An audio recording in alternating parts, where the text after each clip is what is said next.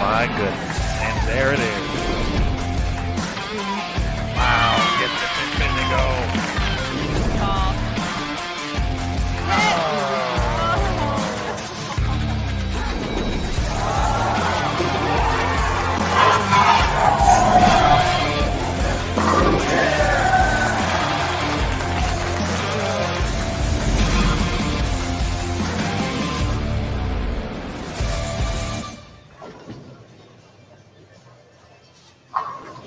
Good afternoon, everyone, and welcome to the Greater Cleveland Open. We are here at Yorktown Lanes in Parma Heights, Ohio. My name is Mike Flanagan, bringing you more coverage here from the PWBA. This is technically our sixth stop of the season, third in a row, 3 weeks in a row, and we're happy to be bringing you the coverage here. Got a lot of things going on Bowl TV this week. Jason Thomas, Aaron Smith taking place at the college bowling event. So we got a bunch of channels here, or we're up live here on our main channel. This week, this has been a long time coming, everybody. But this week, I get to work with a man I've admired for a long time, and he's my teammate this week. I'd like to welcome in Emil Williams Jr., who'll be covering this event with me. Hello, Emil. Michael, can you hear me? I can, yeah, I can hear you good, bud. How are you? Finally, Emil has come back to Bowl TV. Good people of Earth, how is everything going? I hope all is well with you. Mike, indeed, this is something we've talked about for, I don't know, we see each other at bowl events all the time. We've never once worked together in this capacity, but we've seen each other in multiple places. And this week we get to spend a full weekend together watching the best women in the world do their thing. I appreciate you. Appreciate you, man. It's been a fun season so far. I know you've been watching the PWBA. This week, we'll go over the oil pattern. We'll go over all the information that's happening right here live on Bowl TV. And throughout our practice session, we'll be on with you for an hour and a half. I want to welcome in our audience not only on bowltv.com, but also as we stream every week. This is the practice podcast, we call it, where folks can take a look and get a free preview of what's happening on bowltv.com on Facebook and YouTube. So we'd like to welcome in that audience as well. Always fun to interact with our various communities, obviously the Bowl TV community, and then the PWBA Facebook page, as well as the Bowl TV YouTube channel. PWBA fans are everywhere, and we certainly have done the best job possible to interact with not only just Bowl TV, but establish and then help promote the tour into other aspects and audiences as well. So always a pleasure and to be here and to be with everyone again. It's a little bit of an odd situation, only because I don't think I've been nervous at a PWA event in a very long time. Maybe the first one I've ever done, but there's some slight nerves this week because it's just cool to be back. And I'm already seeing strikes, Mike. So we could be in for a very good week. Absolutely.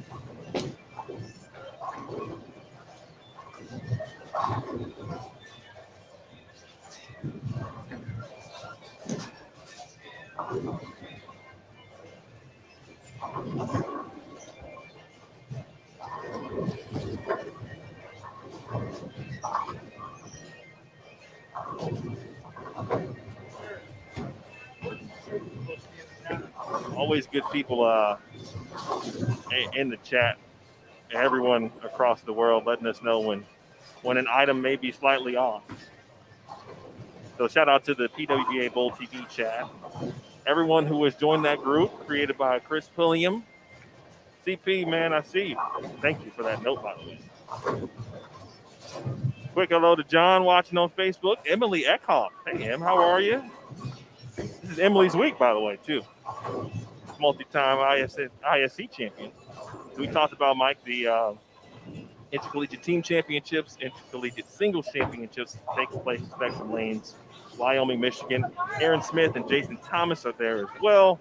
And so we've got a lot of bowling going on Bowl TV. We'll have that for you throughout the week. So I feel like this is one of the best weeks, certainly, to be a part of Bowl TV as well. We are now live on Bowl TV. So everyone on Bowl TV missed it. So I'm just going to say it again. Finally, Emil has come back to Bowl TV. Michael, you all good over there?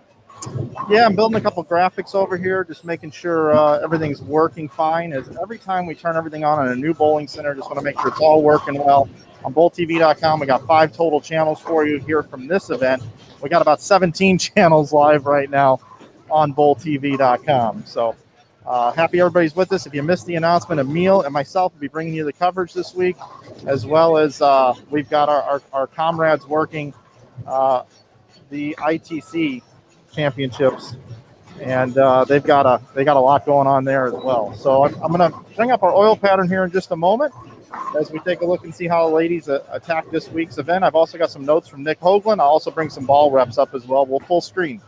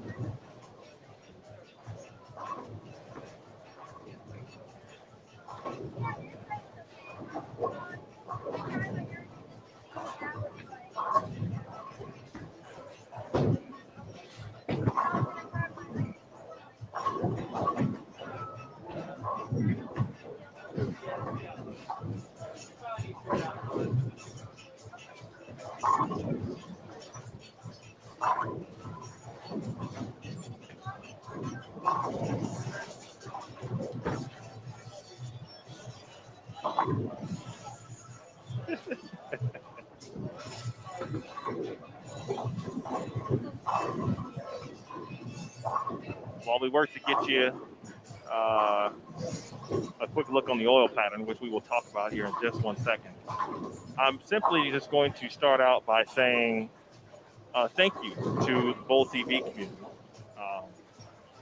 Got a lot of text messages, a lot of Facebook messages, a lot of tweets. Not only last week, because JT had dropped the news, which was fantastic. Did not expect that type of response. So, again, I got to say thank you very much to everyone involved in that situation. But just over the few months, it's been a minute, obviously, and but many of you have reached out just to check on things and see how I'm doing. The funny thing is, the last time I was at this very event in 2019, I have 2 kids now. I had 0 kids at that point. So that just goes to show how quickly things have changed, obviously, not only in your lives, but certainly mine. That's just one update I can share with you as well. And obviously, what we'll be watching here from a bowling perspective, we'll get into. I've got a few names that at some point we'll talk about, whether it's today and certainly this weekend, about players who really are starting to put themselves, to me, in that position of, we can kind of start talking about a player of the year ladder, if you will. And there's a few players who I think who have already started climbing said ladder. It's like the WWE. We've got some ladder matches happening. There's some people already trying to climb the ladder and get to the belt. And it should be, obviously, this week is going to be good. The previous 2 weeks are going to be good. The Kickoff Classic was amazing. And the talent only continues to get stronger as we head into the first major of the season. And, of course, that is the USBC Queens next week in Reno, Nevada. While I have a moment, we've got some Bowl TV chatters already in the building. I mentioned CP. Chris, how you doing? Mark is here. Joseph, I appreciate you, my man. Thank you very much. Aaron Smith. Thanks, Aaron Smith. And great work, by the way, at Spectrum. Call the collegiate ITCs like you know how to do it, buddy. Walk out a few shots for me as well. I appreciate that. Same goes for you, JT. Hey, Jennifer. Hope all is well with you. Paula, hello to you. Rebecca's been winning some prizes too, so we might need her in the chat all the time. Lady Luck is on her side as well. Melissa, thank you very much. It's a pleasure to be back and good to be back with you. Sorry, Mike, I'm talking a lot. No, man. It's been a minute. You're good. No, it's great. I got a lot to say. I've seen everybody in there. Things are going well. And I actually have the oil pattern now. So let's go ahead. Let's do it. People love oil. They do. So there is our oil pattern. Give you just a second to digest that right here, and then I'll give you some analysis on this this oil pattern. So the first thing you want to look at is you want to look at the pattern distance. And the distance of this pattern is 38 feet in length. So on the way down, the lane conditioner is applied to the brush of the lane machine all the way down to 30 feet. Now, last week we only saw it applied for about 7 feet, and then just the brush ran off the oil down the lane. So an extreme taper.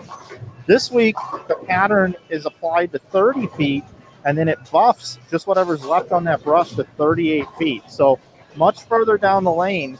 And on this particular week, you'll notice they're using Tank B only. Tank B is ice oil. We saw fire and ice last week. We saw fire the week before. So quite a contrast here across the lane patterns. Now, you'll also notice that last week, a majority of the oil was applied on the way back. This week, most of the oil is applied on the way down. 26.65 milliliters of oil, quite a bit of volume. And on the way back, this might be the lowest amount I've ever seen applied other than 1.85 milliliters oil on the way back. And if you look at when that oil is applied, it is only one load of oil from 12 feet to 10 feet, just to give a little bit more oil there in the heads, and it's applied from the 14th board to the 14th board on each side of the lane. So 28.5 total milliliters in length. And when we look at the ratio down at the bottom portion of the graph, you want to look at the outside middle, the middle, the inside middle across, and you'll see that this is about the flattest pattern we've seen so far this year on the PWBA Tour. It's less than a 2-to-1 ratio, just barely, but a 2-to-1 ratio. Last week was about a 3-to-1 ratio, and we saw you could get scores. We saw 300 in the semifinal match by Liz Johnson. She bowled 780 in the stepladder final. Unbelievable match. It's available on our YouTube channel now and also archived on bowltv.com if you haven't seen it. An unbelievable performance. 25th title just before her 47th birthday. She set out what she looked to do. But this week we're seeing that it's less than a 2-to-1 ratio. Now, I've got some inside scoop from Nick Hoagland, who designed this pattern. And I'm going to read from my screen right here. Pattern is the opposite of last week. All oil on the forward and almost no oil on the way back. Using all ice and high volume at 28.5 mils. A little bit of information about the bowling center from Nick. Yorktown Lanes is probably the best carrying center on tour all year. Pins are like popcorn normally. Old Anvil Lane surface from 1993, so almost a 30-year-old surface here. Ball hooks off the gutter very well, and shorter patterns should have players favoring the outside part of the lane. Check out the scoring pace from 2019. It was very, very high, which, Emil, I know you're familiar with that. Yep. But the important thing here is 3 different weeks, 3 volumes, 3 different oil combos, and 3 different distances. 42 feet, 46 feet, now 38 feet in length. Hashtag variety, he says. So but the last comment he had for me was that this 1.94 ratio, so this pattern is flatter than the first 2 weeks and only 1 foot of drop brush, more oil towards the end of the pattern. And good luck. And I know he was traveling today, so safe travels to Nick Hoagland. Thanks for that little tidbit. But that's a complete breakdown of this oil pattern. Emil, your thoughts regarding the oil pattern here this week? Well, one, it's Nick Hoagland. So no matter what we say, and obviously great breakdown, first of all, by you, but no matter what happens, even if we look at it and say, okay, we see a lot of individual striking, we know at some point there's going to be some slight level of difficulty no matter what's going to happen, no matter where it is. So we should always anticipate that. Having said that, I completely agree, obviously, with Nick regarding the scoring pace at Yorktown. I think in the first couple of games in 2019, including both the national event and we also had a regional event that weekend as well, there were a few 300s kind of early on in blocks. So I think that is something to take a look at and keep an eye out for as well. And Yorktown, honestly, is just one of the dopest centers I've been to. Everyone here, family ran. They do a fantastic job as well. So, Mike, after coming off a stepladder final in which we saw what Liz Johnson did, it's only right that we kind of continue that momentum. So if we're going to see some strikes today or this week, why not see them immediately coming off exactly what Liz did last week? And 780 in a step ladder, man. Sometimes you see that and the player doesn't win in certain circumstances, but obviously wasn't the case last week. Liz Johnson did her thing, and she is right in the thick of it. Certainly still early in the season as we look ahead to POY honors. Yep, and the practice sessions work just like they have. This is your first time joining us this year. They bowl for 12 minutes. They take a 2-minute break. They bowl for 12 minutes. They take a 2-minute break, and they move across the house. So we're just kind of leaving it right here. We're on PWBA 4 if you're watching on bowltv.com. That's the pair that we have up on our screen here for the main. And a couple other things, Emil. I've been out here the last couple weeks, 65 entries in the first 2 events. Yep. How many entries do we have for this one? 76. 76. So we've got a few more ladies participating. No surprise as we move further east. Yeah, we're starting to see a few players. I'll just right off the bat, Jennifer Trapelski is bowling this week. She's from New York area. I've seen a couple of players from the East Coast on the roster as well. So, drivable certainly, and a good opportunity. For some, this will be their first event. So I think, they didn't know the pattern before they shoot up or laced up and sent their entry in. But, I think if you're going to start, certainly this would be a good week to start. You may see your ball do some things that you certainly like it to do. There's going to be a lot of opportunity to get to the pocket. Obviously, carry is always a concern no matter where you are, but there could be some very good situations from a carry perspective throughout this week. In front of us now, Deandra Asbeatty, Heather DeRico. Speaking of first-timers this season, Heather back out on tour. Good to see Heather. She's been a very busy individual, obviously, with Bowl Fits. Working with Jason Sterner, doing some great work. Jason also doing some fantastic work, obviously, at the US Open and the Masters. So good to see Heather out. Kayla Starr, it took me until I talked with Deandra. I said, man, I know Kayla Starr. I know that name. I just don't know exactly where I know her from. And I talked to Dee, and she said, well, I get a chance to cross with Kayla Starr today. Kayla Starr bowls with EYT. And Kayla bowls with the Elite Youth Tour, which is the tour ran by Deandra Asbeatty. So, appreciate that. A couple other thank yous. And by the way, who is Seraphim, appreciate that. I got a chance to quick look at the chat and get that mic situated. Let me know. Yeah, just let me know. It's every time I talk with a mask on, I had to get readjusted. So I appreciate that early on. John Heath, appreciate you. Chameleon Sportswear. Hi, Sandy. Just as I say that. Jeannie. Let's see. Who else? John. Tom, absolutely, Tom. Speaking of first-timers on the tour this season, Haley Richard is back. Talked to Jordan and Haley for a little bit earlier today. I really appreciate all the love so far in the chat. Maury, actually, you know what? Maury was someone I meant to text or tweet at, so I forgot to let you know, Maury. There's Lizzie J saying hello. Maury has been asking me for a while if I was going to be back, and well, today's that day, Maury. Thank you very much.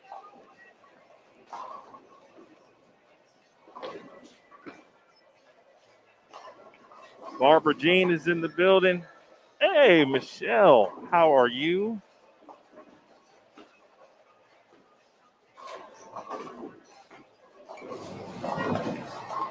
All right, so I think I'm just scrolling up and looking.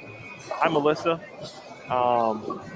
Aaron was in the chat briefly, but Aaron is also working and handling business at the ITC. So Mike and I will make sure we keep abreast of the questions. Mike, a very good question, by the way. Brent Prentice, by the way, I meant to text you. Obviously, fantastic job as always. And I'll see you soon, Brent.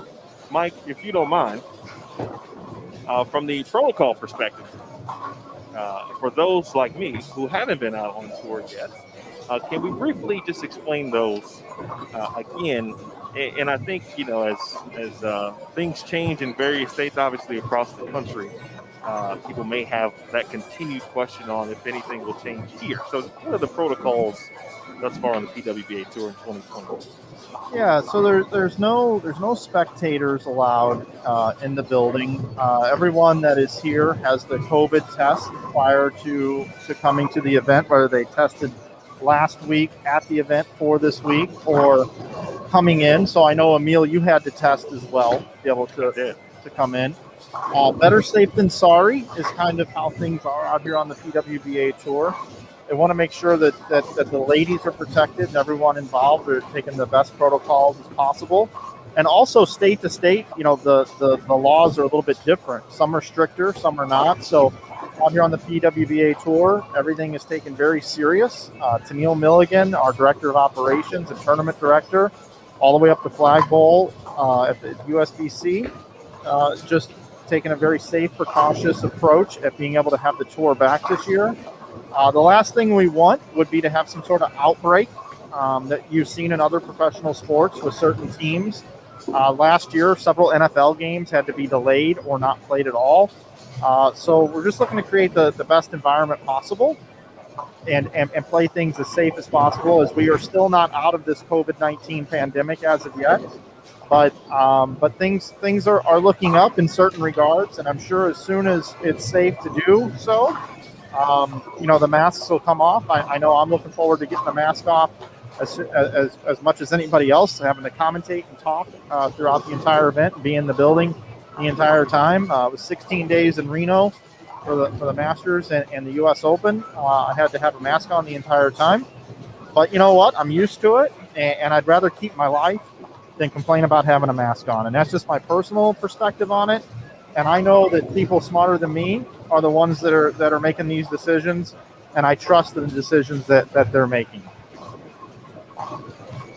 Well said there. So that's for those curious and wanting a slight update or so. I think it goes without saying that everyone here would love to have fans, certainly. So, and I think every day there's a step toward that situation.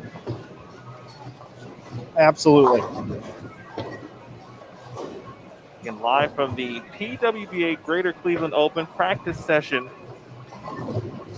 And for the first time in quite a long time, Emil Williams Jr. and Mike Flanagan.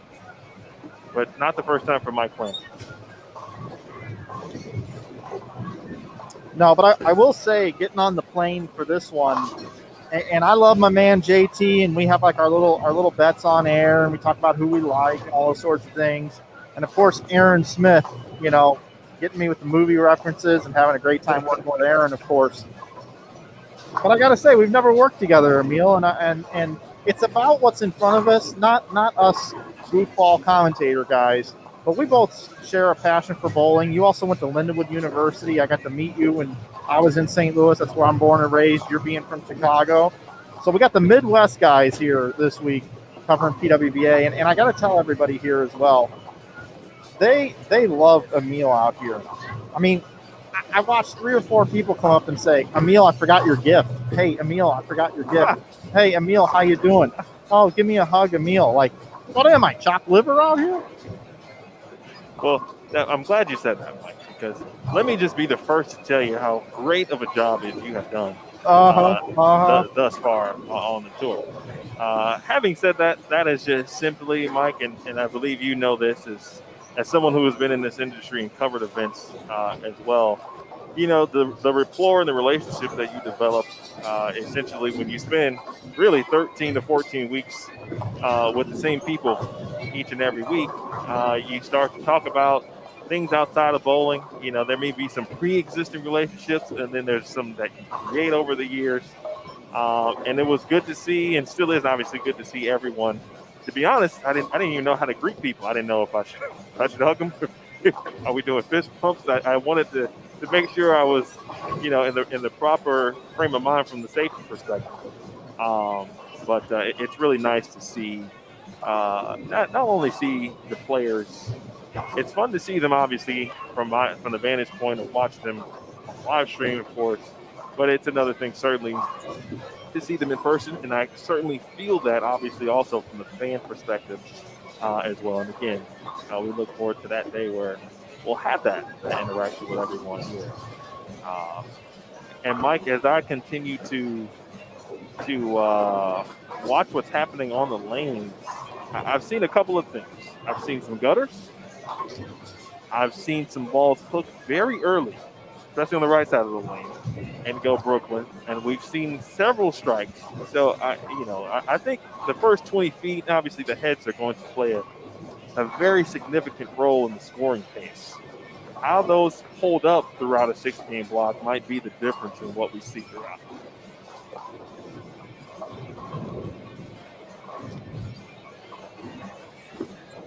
Yeah, I'm enjoying watching Gigi bowl, because Gigi last week qualified for her first championship round appearance. I'm watching her throw this green, I believe it's a new high road ball, and she's playing further right than I've seen her play so far this year on tour this year.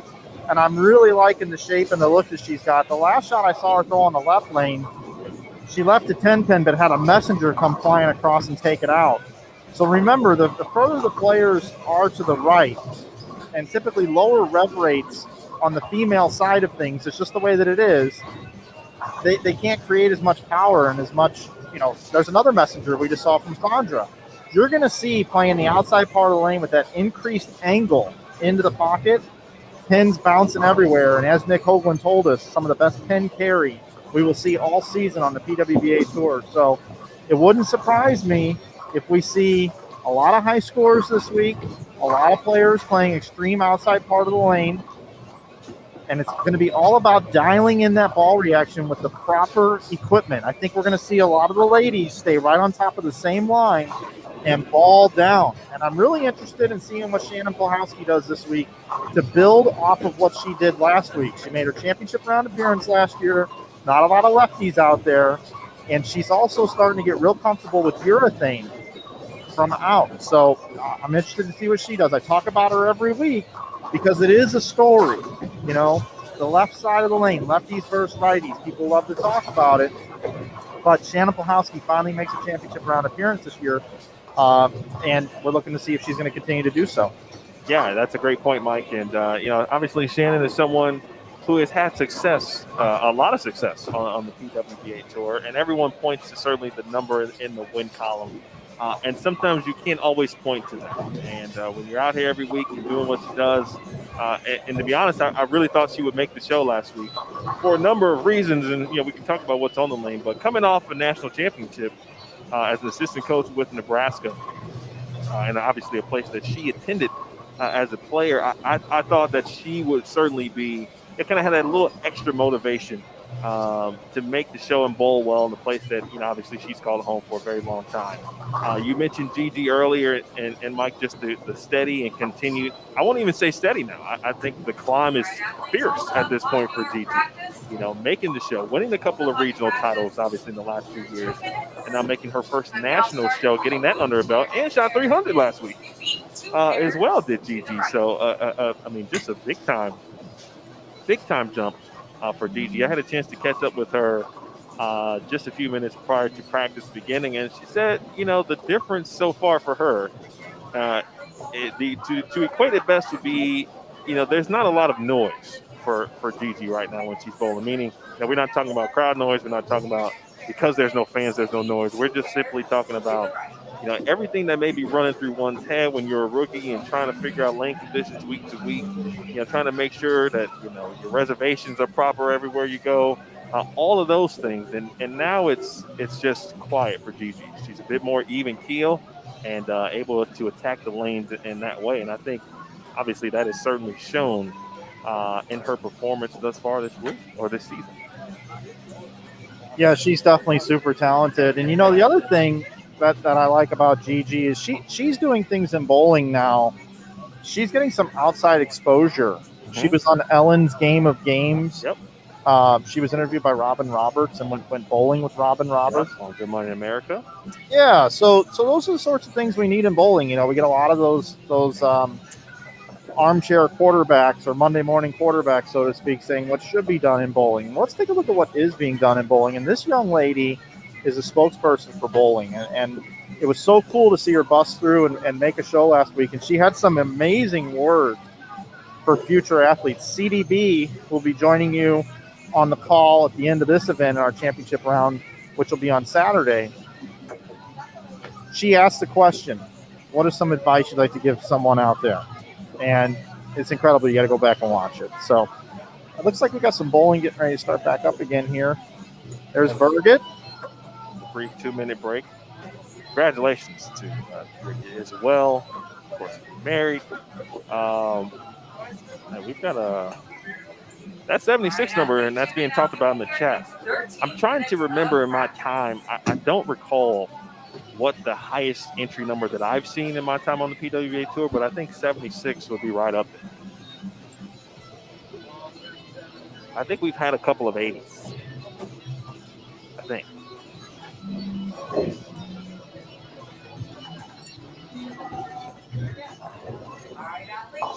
Quickly back at it. I guess this part is a bit new for me in regards to just the practice breaks and the scheduling part, but in a way, from when you're sitting in the chair, I also think it's very good because you get a chance to see I get a chance to see, I should say, varying pairs or crosses continue to roll through on that basis.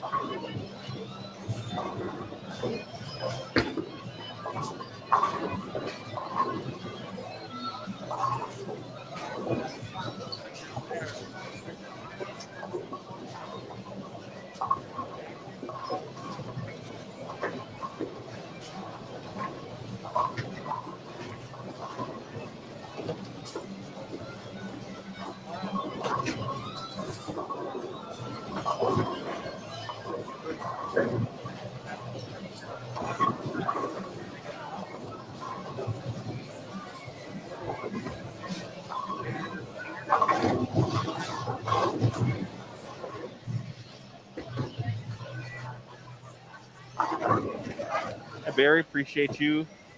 Hope all is well. Someone, I think it was Ray. That is indeed right, Ray.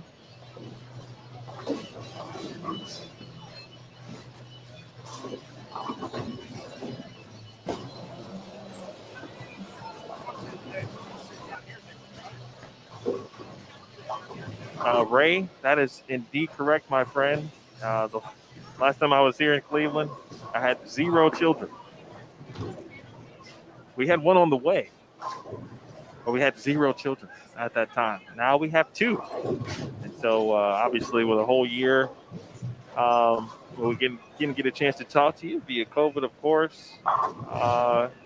Other blessings come up to you, and man, it's been great. I've got 2 boys, and they're both great. Both are doing great. In fact, Enzo is my youngest. He is now 5 months today. And my oldest, which most of you know. And I'm sure there's plenty of new subscribers to Bowl TV who have never heard of me in their lifetime. And so I'm going to do my best job because there are people that I know for a fact have no idea who I am. And but I'm going to make you remember me by the time this weekend is over. And so I'm happy to be here. We take a look at, obviously, we talked about Birgit, watching her lanes. We'll take a look at PWBA 2 in just a second here. 21-22 along with 19 and 20. And on those pairs, for example, Taylor Boltice, Lindsey Boomershine, Missy Parkin, and there they are. Oh yeah, Ray, absolutely. You've been with us for a very long time.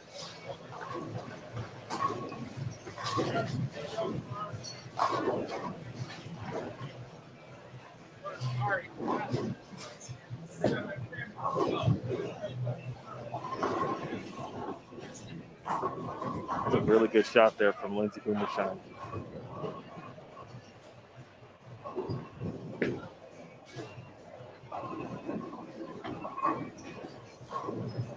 Mentioned Boltice, Parkin, Missy Parkin obviously has started this season well.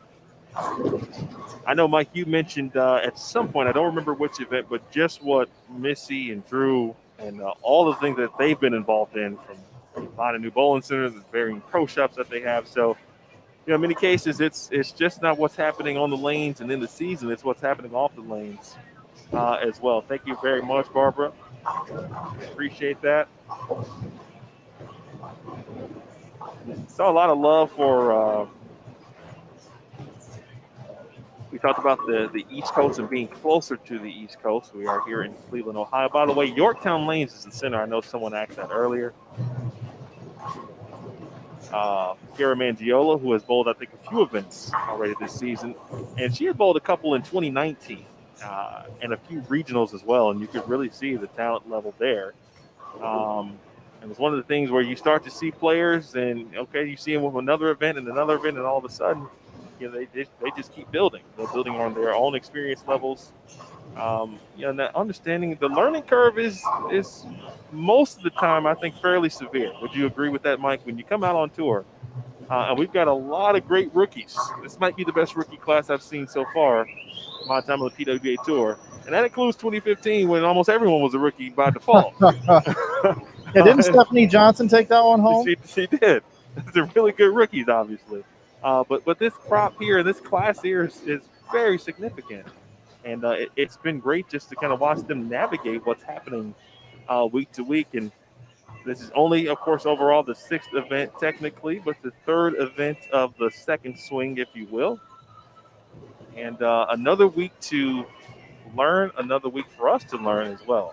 Because we learn also up here too. When you talk to a Nick Hoagland and get an understanding of what he's talking about, what the lane pattern should provide, how the players attack it, and then really, Mike, also watching the adjustments. The first block to the second block can be night and day, especially in qualifying. And seeing how the players react and what they do and how everything works is always fun to watch. Yeah, move down to PWBA 1, Emil. Take a look at some other players here. I see Andy Ramirez. Dasha Kovalova, who is leading the points currently. That was one player, of course, who I had planned to discuss at some point. But I watched Dasha. She bowled an Elite Youth Tour event, Chicagoland area. Got where we were. It might have been Strike and Spare, 2 in Lockport. But it was a doubles event. It was the first youth adult tournament in EYT history. She bowled with Jillian Martin. And she made the drive. Jillian asked her to bowl. And they had created a bond, which was formed at the kickoff classic. Was it a Julia bond? It very well could have been. Okay, I was just curious. Julia Bond. No, but they created, I like how you did that. They created a bond. So Dasha and Jillian asked Dasha to bowl. They came up, or Dasha came up. They won the tournament in the U18 division, or U20 division, excuse me. And but Dasha looked ready then. And it was just after the kickoff classic, and she has carried that into this second swing here. And that is not surprising by any stretch of the imagination. Yeah, currently in the points, Dasha Kovalova, 40,875 points. Liz Johnson, second in points at 38,850. Shannon O'Keefe at 37,350. Julia Bond, 4th overall in points at 34,650. And Erin McCarthy, rounding out your top 5 at 33,950 points. So far, 2 players have made it to 3 championship round appearances. Dasha Kovalova and Erin McCarthy. Liz Johnson, Missy Parkin, and Kelly Kulick, all with 2 championship round appearances. And leading the tour in average right now is Kelly Kulick at 220.16, followed by Liz Johnson at 217.93. Third, Dasha Kovalova at 217.52. And 2 players at 216, Shannon O'Keefe and Erin McCarthy. Liz Johnson's already made $27,900 on this tour already this year with that 300 game last week. $10,000 bonus courtesy of Go Bowling. Shout out to Go Bowling. That's mighty generous, certainly. And you know what, Mike? Every time there's a 300 nearby on the PWBA Tour that's potentially televised, or in this case, obviously Bowl TV related, I either miss it or the player comes up short. Those instances, obviously, last week. Again, congrats to Liz.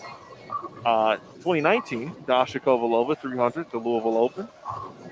My son was 5 days old. Still, I was at home. Missed that one. But Liz Colkin gave us a thrill, but shot 299 in Tucson and earlier in 2019. So I'm still waiting for my first televised 300 from Step Out. Fun. Yeah, a lot of people call me the Black Cloud out here, but I would just want to say I was in the building filming the 300 that brought home 10K. I got 10,000 under my belt right now as a broadcaster on Liz Johnson's 300 game. I have seen and paying attention a little bit, obviously, in and out through the first few weeks, and that you I don't know if you've earned that moniker, but it's been placed on you for sure. Yeah, they even built graphics. But I think it's officially done with now because the graphics are gone. So.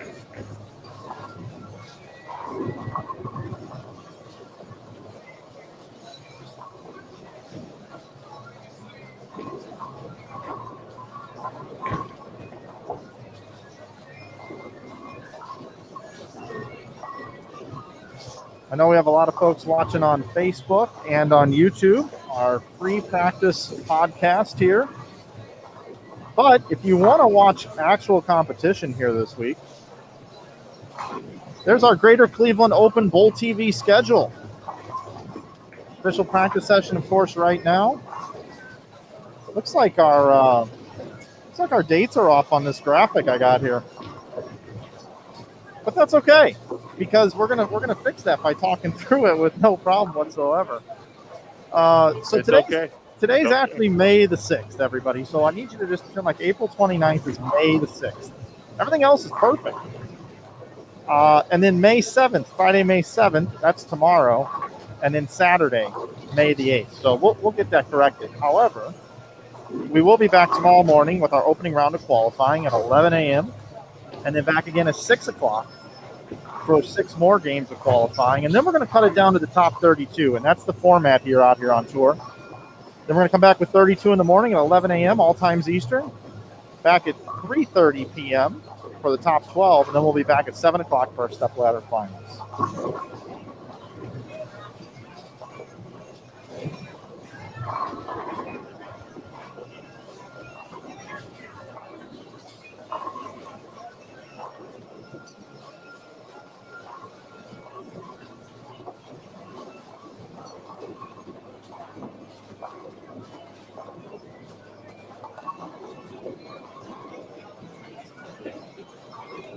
We do start at 10 a.m., Kayla. 10 a.m. local time. So in this case, 10 a.m. Eastern. That's definitely a confirmation. Although I did have to check because obviously I haven't been out. So, for the first time in a long time, things are new to me on tour. It's a very different feeling, but a kind of a cool feeling too. Like I'm here and I'm doing my thing.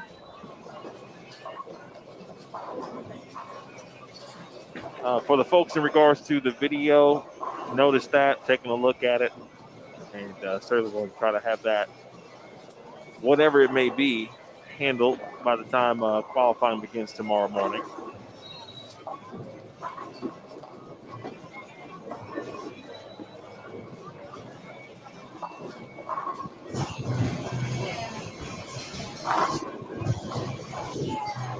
Chris mentioned Danielle Niddle. That is her indeed. And she also is indeed a meteorologist. So she's a fun follow also on Twitter.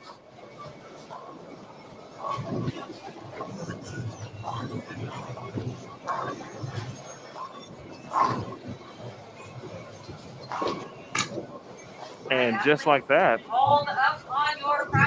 practice, we will stop on that. But we won't stop here on Bowl TV. We'll keep the party going as we welcome in my man. My man. I haven't seen this man in a long time. Oh, man, it's been way too long, too long. Motive rep, of course, Nathan Bohr. And Nathan, first, how you doing? Let's just start there. How are you? Oh, doing great. Really, really good. This is my favorite time of year. You know that. I like to travel. I like the travel. I like the competition. I like my wife. So all of those things. You love your wife. I like my wife. All of those things get to come together for about 4 months out of the year, and I love it. I wouldn't do anything else. And now I get to see you. So today is a good day. Ice Cube would be proud. Let's talk about the lane pattern. Yeah. And we Mike and I mentioned a little bit. He ran down a few of the specifics, of course, distance, length, the type of oil used, and where it's being ran. So, what have you seen through these first couple of practice squads, if you will, from some of your players and across the board at this point? Sure.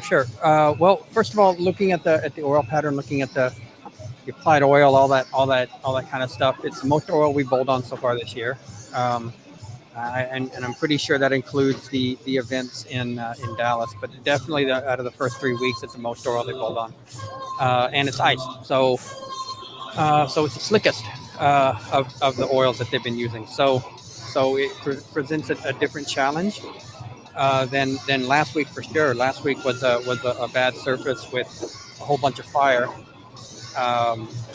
And long and not very much of it. So the balls that we use may be the same, but they're going to have different surface prep. That's for sure.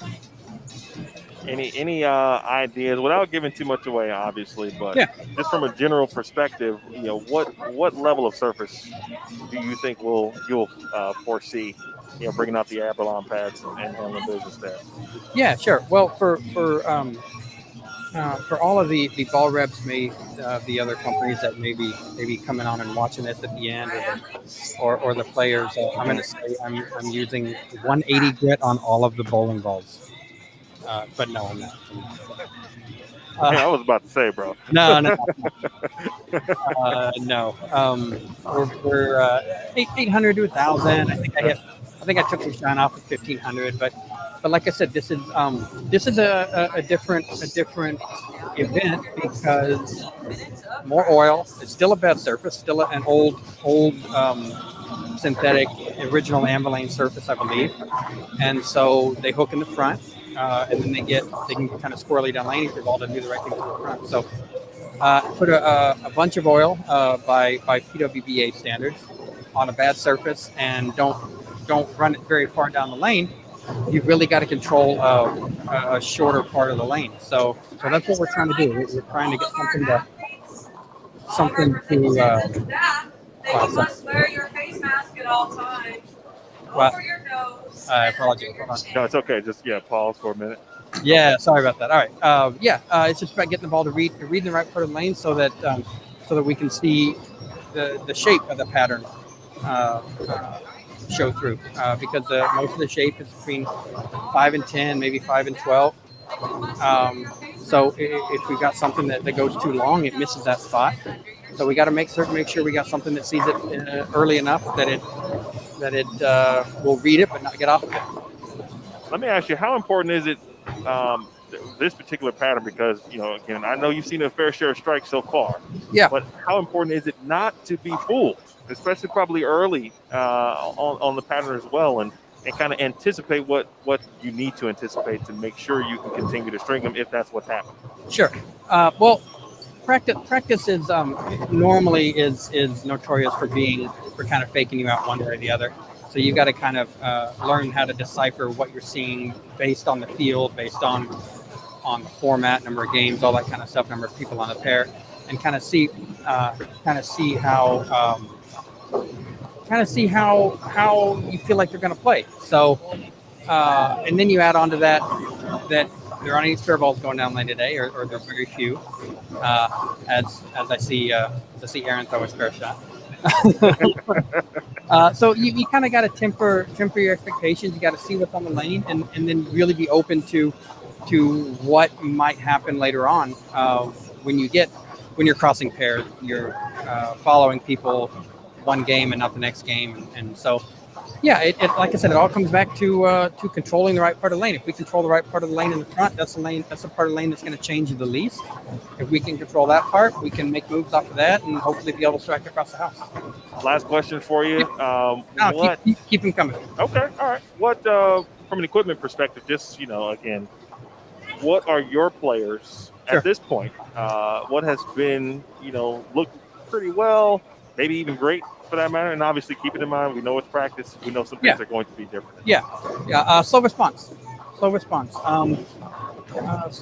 has what it brings with it is the ability to control the pocket, control the head pin, control your misses, and so that's really worked well so far for us. It's maybe a forged flare or a ghost if they want to hook in the front.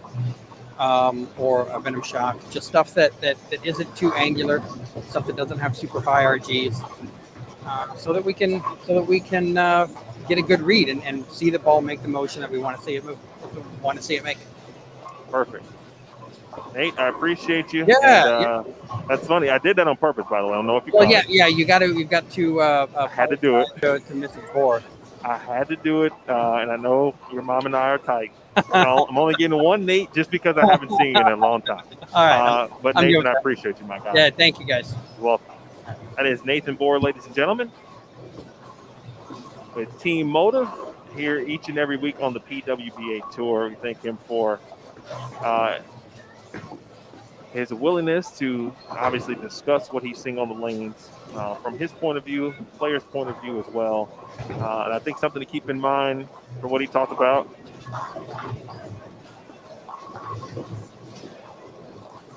is the use of surface. And we all know at this point, and if you're new to the game, we can get into that too, but surface, a big part, very important part of bowling, and certainly on tour, and that is how players can turn one bowling ball into three bowling balls by the use of surface. And from what Nathan just talked about, surface is going to be important.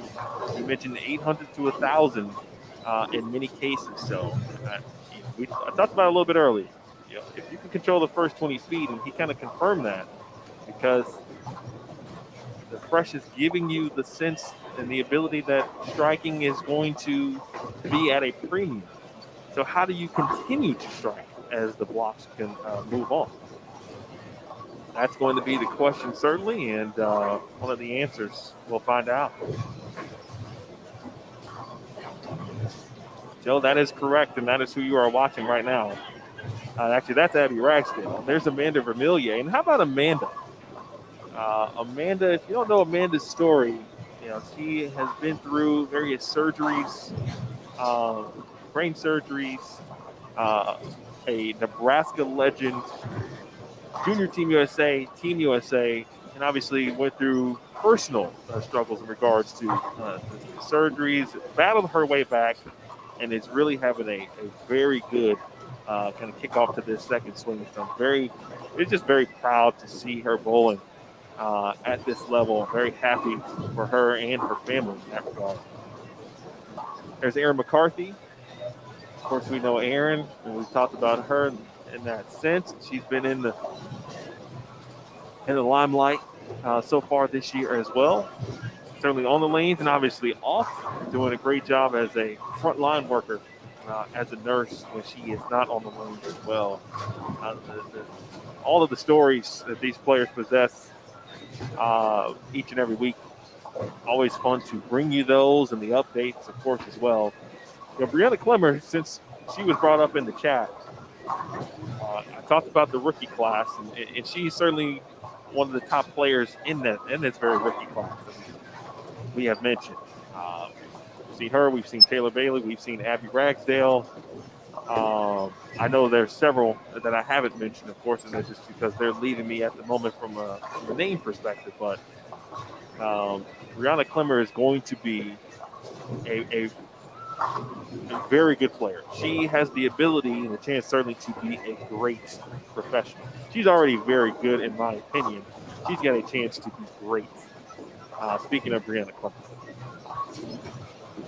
Yeah, hey, Emil, I've been walking around talking to the ball reps. Chuck Gardner is going to join us sometime before the end of this practice session as well.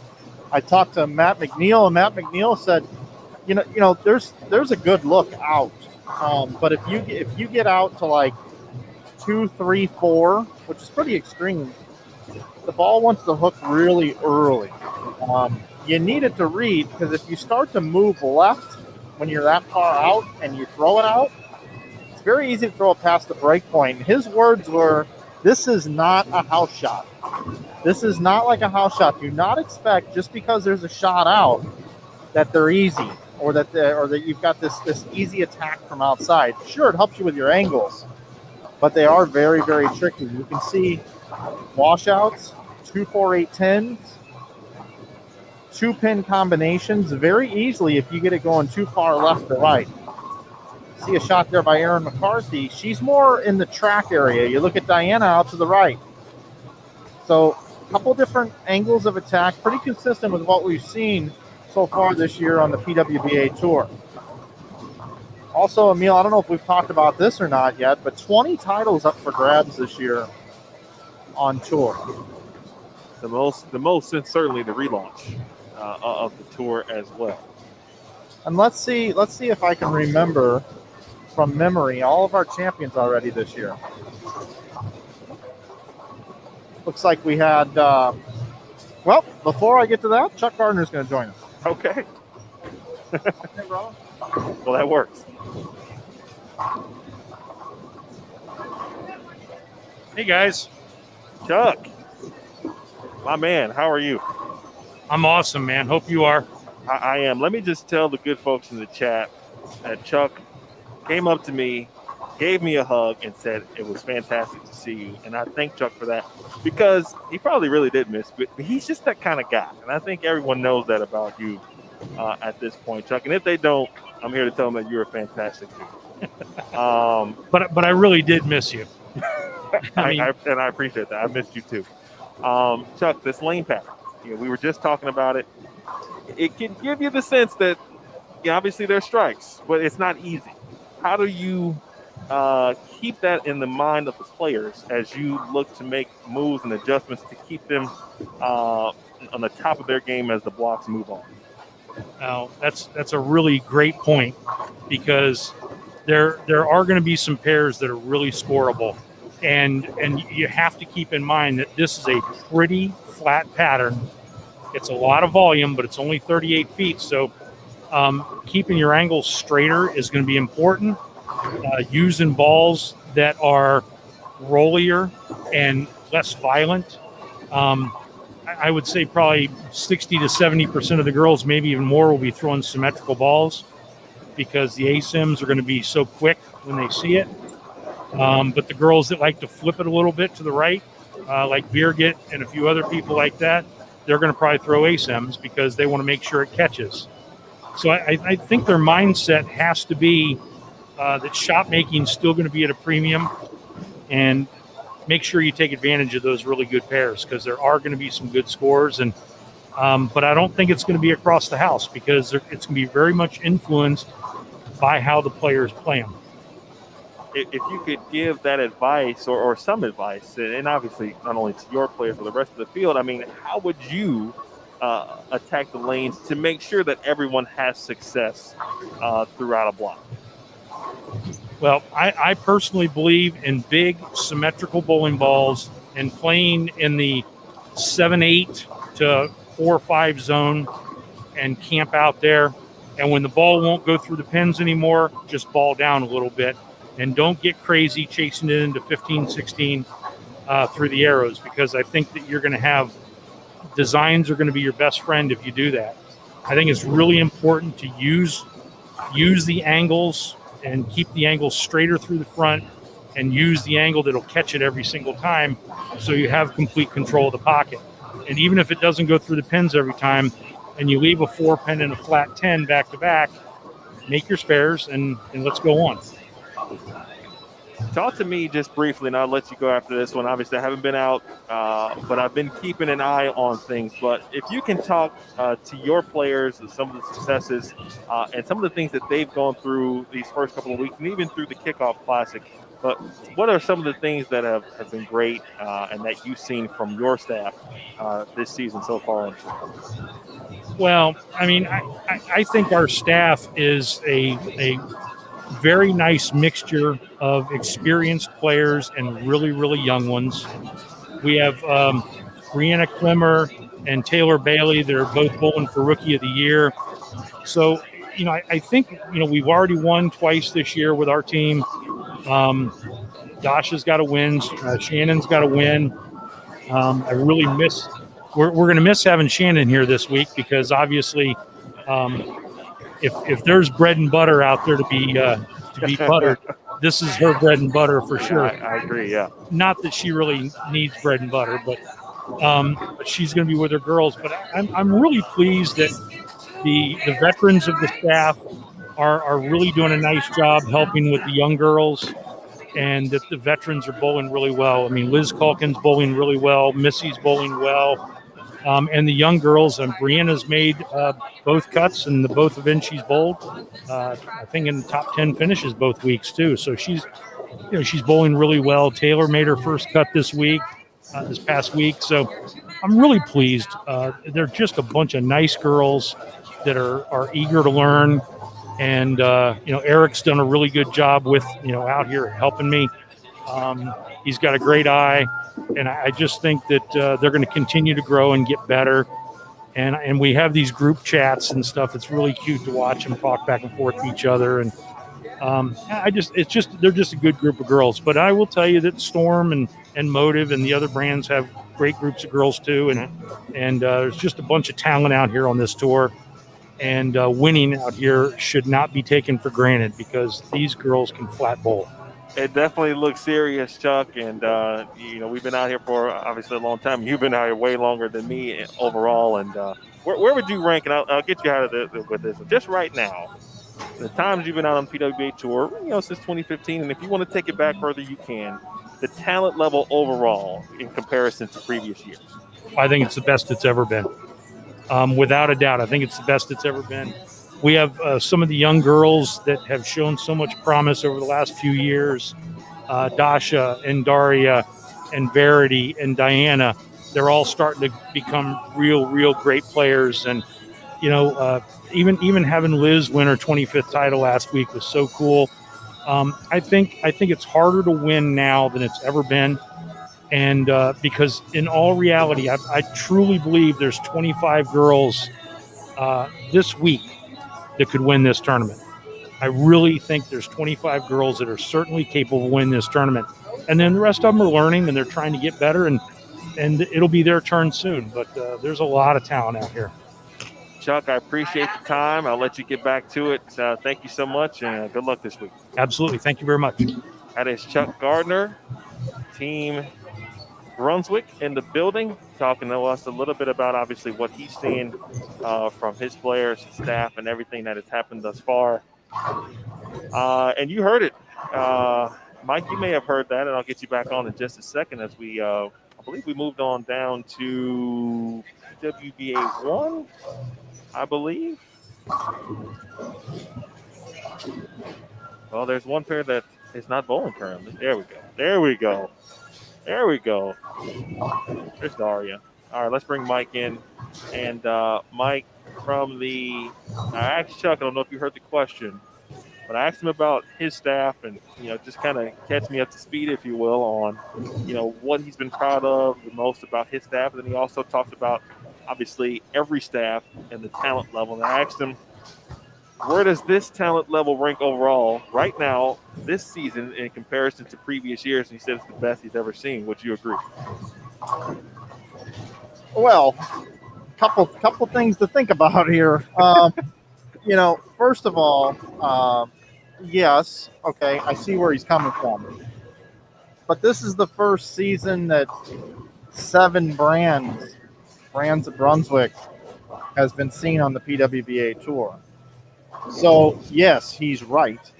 I haven't ran the numbers to see how many players they have now compared to before, but when you add Shannon O'Keefe, just comes to mind, Sure.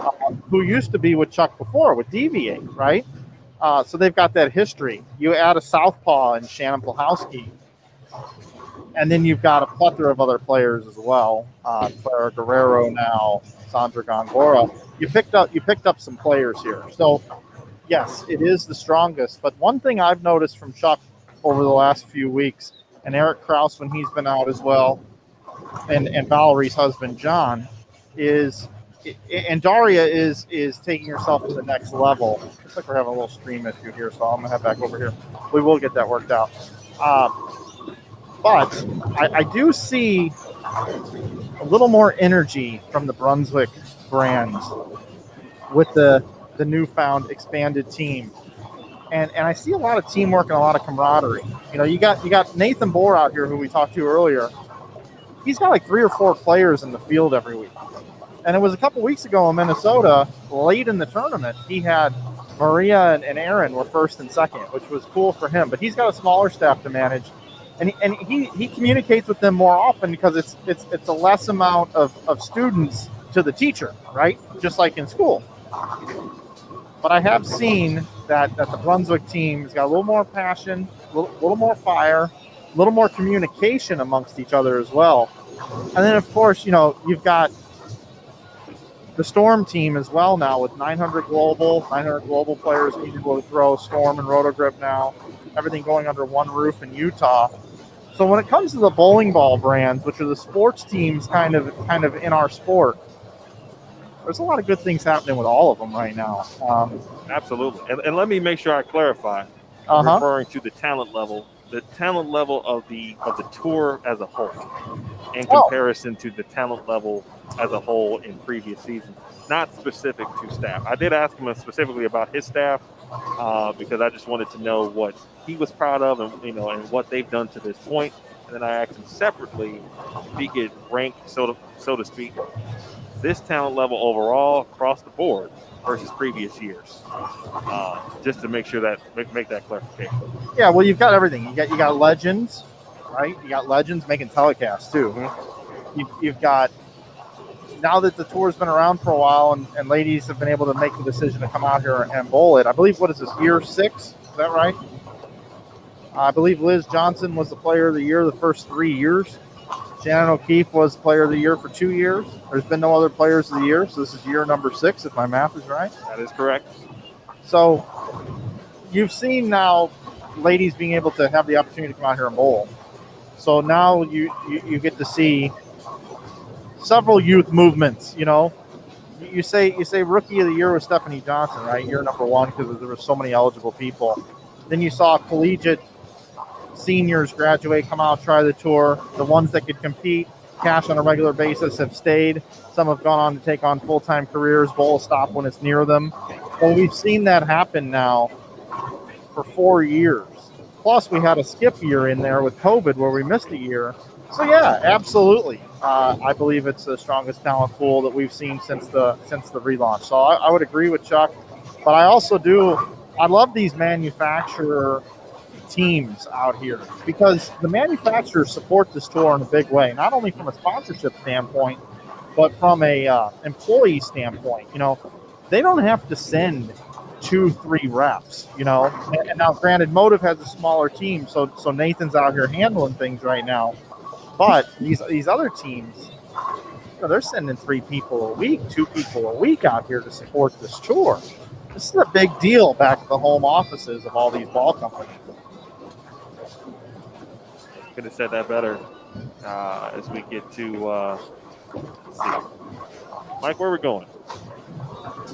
Yeah, I'm trying to get us another pair here. I've got another laptop that I'm gonna bring up for tomorrow, so that we'll have a few different options here that we can do. And I think I'm also going to very creatively set up a way that we can bring in a few other things here as well. I always say that during the practice sessions when we just start getting things rolling. So this is a great opportunity that if you're watching on Facebook or you're watching on YouTube, head over to bowltv.com, subscribe if you're not already subscribed. We'd love to grow our subscription rate, especially when Emil and I are out here, because when the cat's away, the mice might play. You do not want to miss what's coming up this week here on BowlTV.com, if you know what I mean.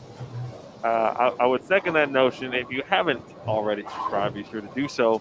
Because you don't want to miss any of the qualifying. You don't miss the round of 32, the round of 12, and certainly the step ladder finals. Each and every week so far, man, the step ladder finals have presented, I think, everything you would want. Like each week, you're gonna get something new. We talked about legends and rookies and players starting to come into their own. I think we've seen all of that throughout the first 6 events. So make sure you subscribe to bowltv.com. Because not only if you do that, you can watch the PWBA, but if you're interested, you can watch some of the best collegiate bowling also, which is going on concurrently right now. Well, I think they're still live, but this week in Wyoming, Michigan, Aaron Smith and Jason Thomas handling business at the intercollegiate team and singles championships as well. Okay, so we were talking about, before I turn things over to Chuck, we were talking about so far recapping the season on who has won the events. Yes. So I believe we kicked things off back at the Kickoff Classic, where we had 3 events, 3 national titles awarded. I believe it was the Bowler's Journal Classic was our first event of the season, where Shannon O'Keefe picked up where she did from the last 2 years, being the 2-year reigning player of the year.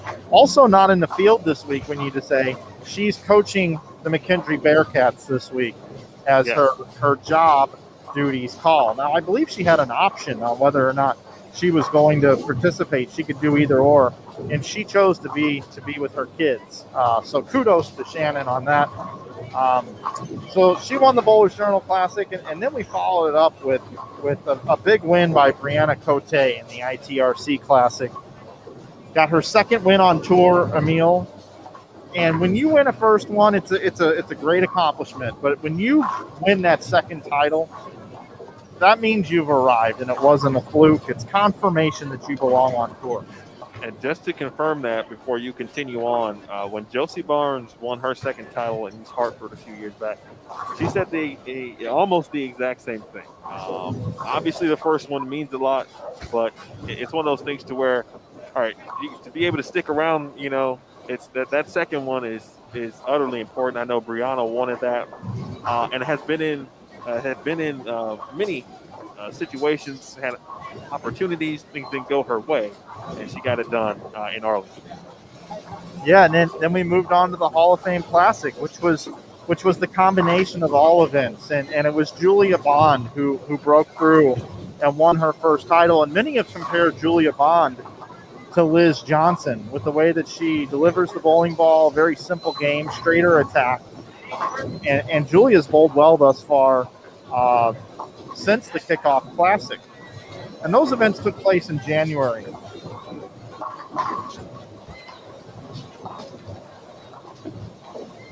Then we moved on to Eagan, Minnesota, Twin Cities Open, where we saw a young lady who bowled sub 200 games on her 2 championship round appearances down in Arlington at the Kickoff Classic redeem herself, bowling 268 in the championship match. Dasha Kovalova, who sits at the top of the points right now here through 5 events, 1/4 of the season. She got the job done, and that was an emotional victory for Dasha. She bowled tremendous.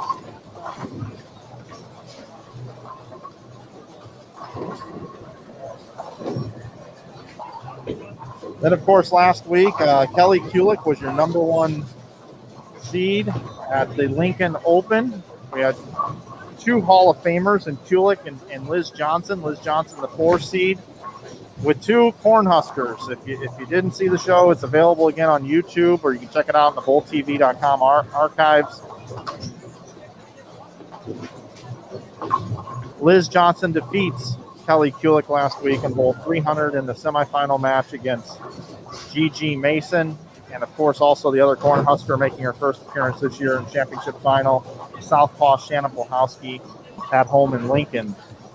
So that brings us here, Emil. It sets up our event right here. Greater Cleveland Open here at Yorktown Lanes. You and me doing it. Number 6, man. 6 title up for grabs here. Anybody, I like to make predictions. I like to throw myself out there. I haven't put you on the spot. I haven't even analyzed it myself, but any names come to mind this week with your experience broadcasting here in the past? Anybody you think is a lock to cash? Any locks? Josie Barnes. And I didn't see her name a lot the first couple weeks, of course. And but this is a center where she's the defending champion. She knows the center, I think, very well. I think there is some level of comfort when you come back to a place that you've won before. I think that helps a lot. And so I would start there, certainly. Again, I know we're watching practice, and I know I've seen a lot of strikes, but I would take Josie certainly. If we're talking about locks, if you're doing the daily wager and you're taking locks, I'm taking Josie Barnes for sure. Okay, Emil, my lock this week, to cash, and this is I put my life on the line on this one. Who do you think I'm going to say? Liz Johnson. Yes, Liz Johnson. But in addition to that, I do have 3 players that I'm going to keep my eye on here this week. That I've got my curiosity and my interest has perked up for these 3 players this week, in no particular order. And I also believe all 3 of these ladies are going to cash this week. Not locks, but I believe all 3 will cash. First of all, she hasn't been able to bowl over here in this country. She came back last week, just like we saw her good friend Verity the week before. Bowled decent, but then came back and bowled really well last week. I see Daria Payok, who did not cash last week, cashing for sure this week. I like Daria rebounding here. Her second event of the season. She's going to get things going here this week. And it wouldn't shock me, Emil, if she bowls 300 this week. So that's my first player to watch this week. I like that. I would not be shocked either. When Daria gets locked in, man, it's fun to watch her strike. It's fun to watch strikes in general, but I just feel like she does it different. And this could be that week, because I think it certainly could be set up for it to do and have that kind of success. The next player I have my eye on this week is Rocio Restrepo. She did not bowl last week. I'm not sure why she took the week off. I will find out. But we're talking about a player who was a force to be reckoned with not too long ago. And she hasn't done much this year in these events. And I'm not, like I said, I didn't talk to her. I don't know why she took last week off, but I bet she worked at her game. And I anticipate that hard work is going to pay off. And I got Rocio cashing this week for sure. Yeah, and I think for Ro, I think just the local aspect of it as well. I don't know the exact number of miles, but what I would call from a short drive perspective, and just kind of having that level of comfort. And obviously Ro has been battling injuries, and I think watching her on social media getting stronger every day, I think she is certainly at a point now to where she's comfortable and knows that she can be herself on the lanes. And then this is the other curious pick here. This is the person I'm really interested to see how she bowls this week. And I've got a couple little game theories here involved. You see, it was 2 weeks ago when we were in Minnesota that JT had told me that, hey, you're going to be on the call here with Carolyn Doran-Ballard and Kelly Kulick. Well, Kelly Kulick made the show, so she couldn't be on, okay? The following week, he told me, hey, Aaron Smith's going to be on with Carolyn Doran-Ballard and Kelly Kulick. Well, Kelly Kulik made the show, so she couldn't sit in the booth. So now I'm telling you in my best JT voice that you are going to be calling the finals with Kelly Kulik and Carolyn Doran Ballard. Okay? But if a trend continues here, Kelly Kulik won't be able to make it, and neither will Carolyn Doran Ballard because she is bowling her first event of the season. And if I know CDB with a shot from the outside part of the lane, after watching the finals and having to call the finals the last couple of weeks, Carolyn Doran Ballard is an interesting player to watch this week and someone I also believe is going to cash in this event, being the first event of the season for her. I really like that pick, Mike. And, obviously Carolyn has been such an astounding analyst for quite some time, certainly on television. And I think the Bowl TV community now is getting a chance to understand and also learn from Carolyn and how she breaks down what's happening on the lanes, the players' games, etc. And I think as an analyst also, especially someone like Carolyn, she's also been probably taking a lot of mental notes as well. So when she does come out, which she is obviously bowling this week, she can take what she has probably learned and obviously practiced as well with Dell and put together a very solid performance. It's always a pleasure to just be in the vicinity with CDB, and it's even better to see her bowl and bowl well. So I'm looking forward to watching her as well.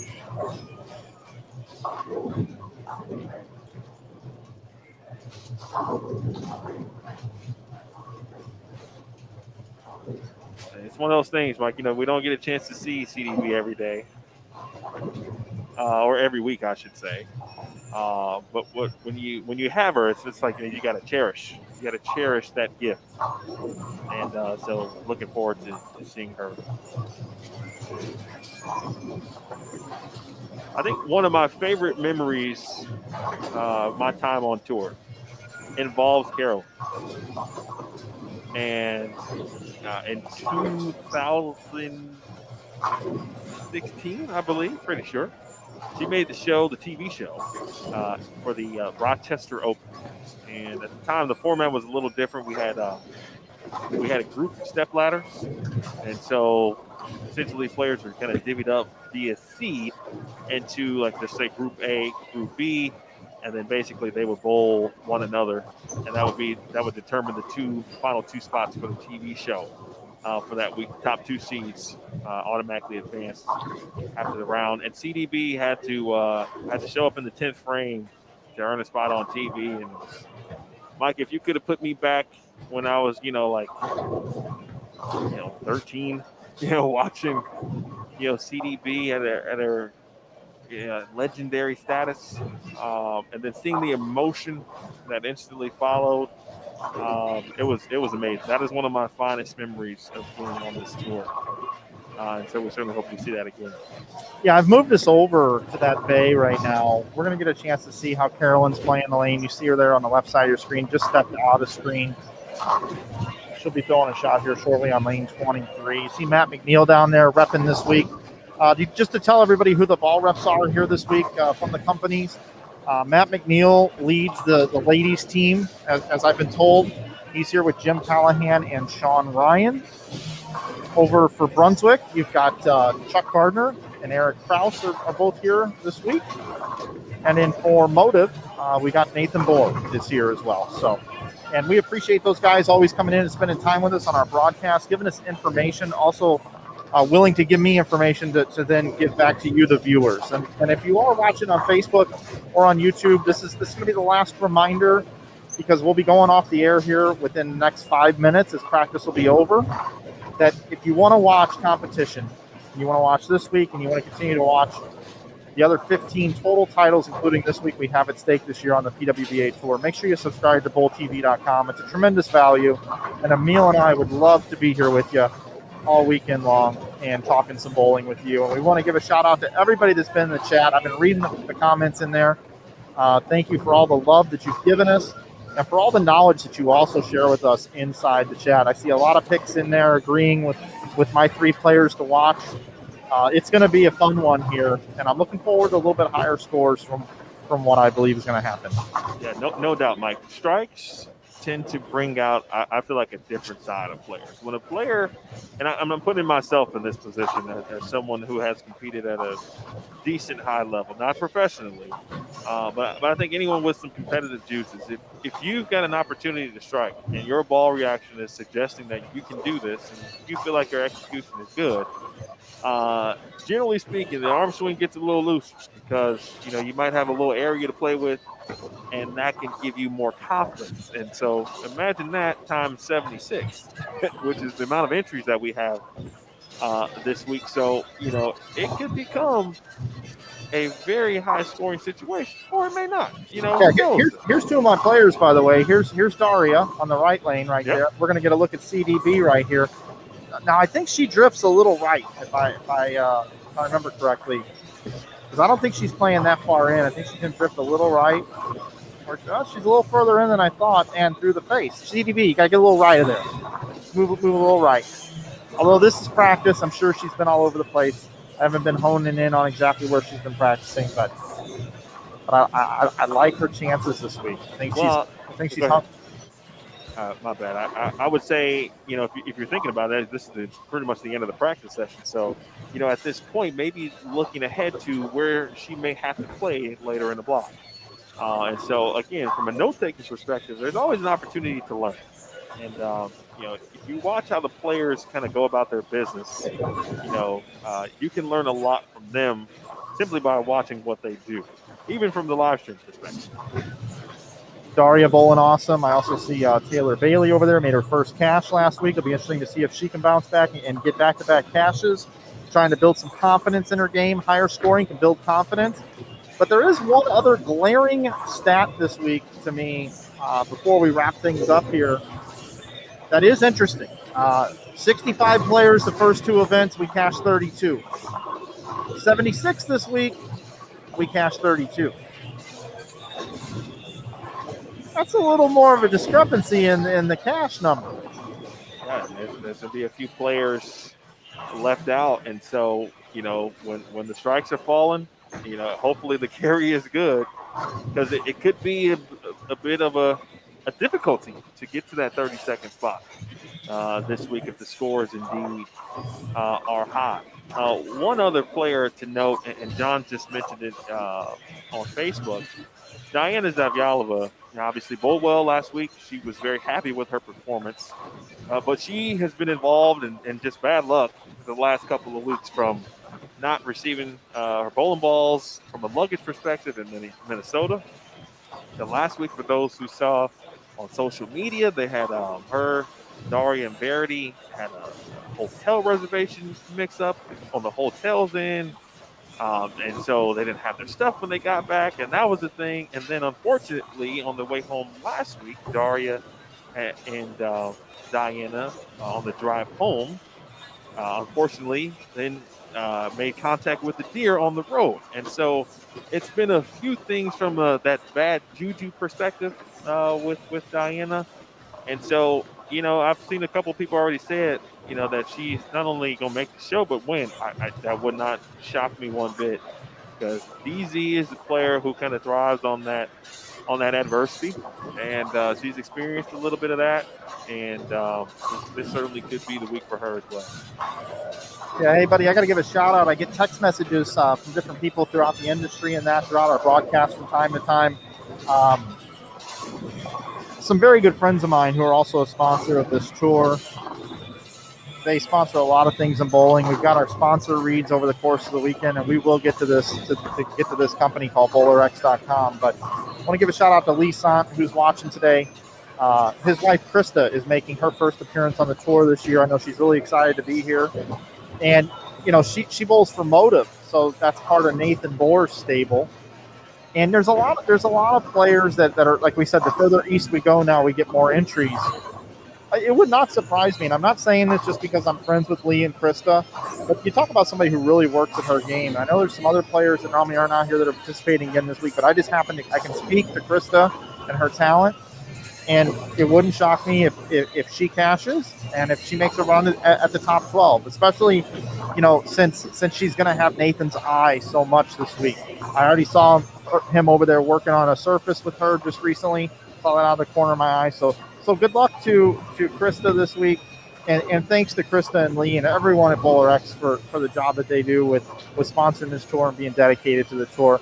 We got a slew of sponsors we'll be going over this weekend, but just got a text message and wanted to touch on that. Absolutely. And while we have a moment, let's thank, appreciate Brunswick, Roto Grip, certainly Storm, Motive, obviously, all of our sponsors, and those who are product registered as well. Of course, Kegel, mention BowlerX.com, Master, Turbo, 3G, Carol EFX, Coolwick, High Five, I Am Bowling by Logo Infusion, NDO Bowling, Biz Sportswear as well.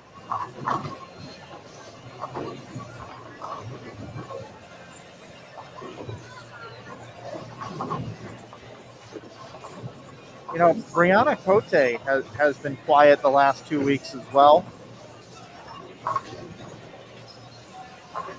Kind of just get used to her being in the mix or in the top 5 at some point in the tournament. I could see that happen here. Watching her throw a few shots here in practice.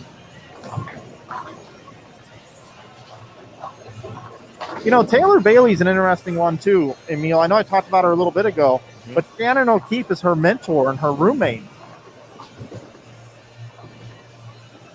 I know Shannon stays with Steph too, but I know that they run around together at least.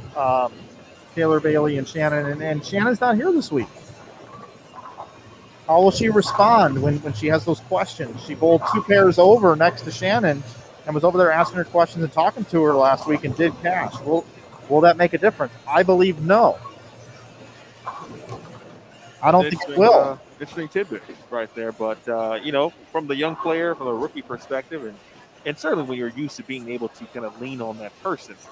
But I agree. I think Taylor, at this point, because she spent so much time with Shannon, is experienced enough at this point to certainly, be able to, kind of think and, from a note-taking perspective, because obviously I know Shannon takes a lot of notes, and I'm sure Taylor does that same thing. So, and another great player, obviously, in our rookie class.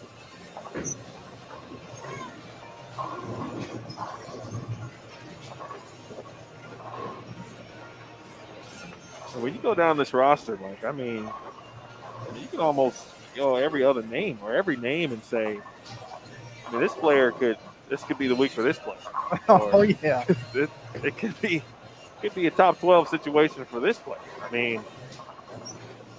That's how it is obviously every week, but with 76 and big shout out to all of those players who are non-members also. That's important as well to think about because, it takes something to put your entry in as a non-member, knowing that you're going to bowl against the best in the world. And, I assume if you're going to put your entry in and you're striving, you have a goal of some kind to have some level of success at this event. So that's important as well. We appreciate the non-members and the local players, some of whom have been mentioned this week. Man, I'm telling you, I just keep watching Daria Pio throw this bowling ball down the lane, and I can't get over how good her bowling ball is hitting, and she's stepping up for us right now. Watch this, Emil.